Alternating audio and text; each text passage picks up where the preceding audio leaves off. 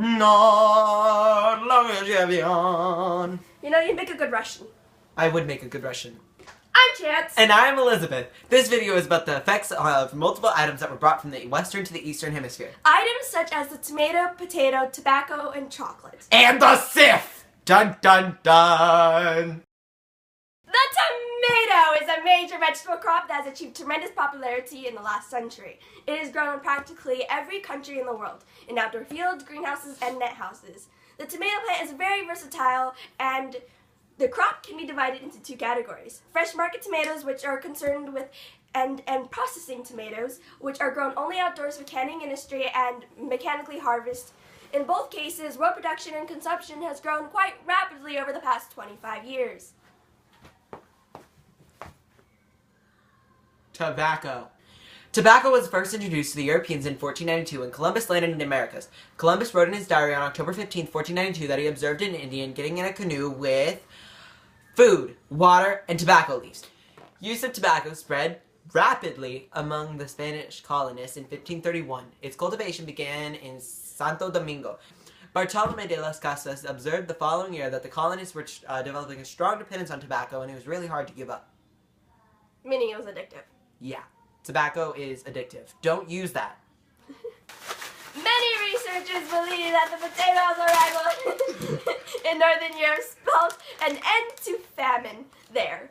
It's framing. More than that, as the historian William H. McNeill has argued, the potato led to an empire by feeding rapidly growing populations, and it permitted a handful of European nations to assert domination over most of the world between 1750 and 1950. The potato, in other words, fueled the rise of the West. The Sith.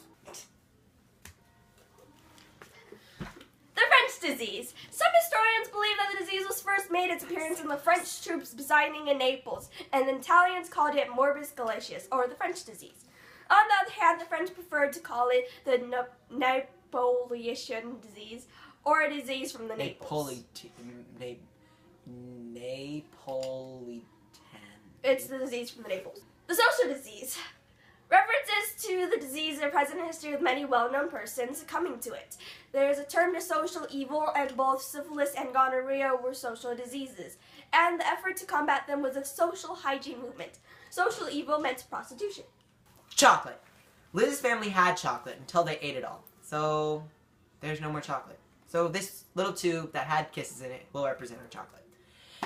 In 1528, beans were brought to Spain by Hernan Cortes. With the addition of cane sugar, the drink was more enticing to Spanish tastes and quickly found favor with elite classes. Is that umbrella elite classes?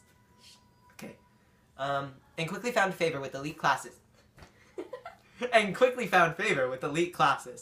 Spain's Princess Maria Theresa even gifted cocoa beans to Louis XIV for their engagement. Rumors about aphrodisiac properties in this new concoction began to filter through Spain and eventually through the rest of Europe, continuing for centuries.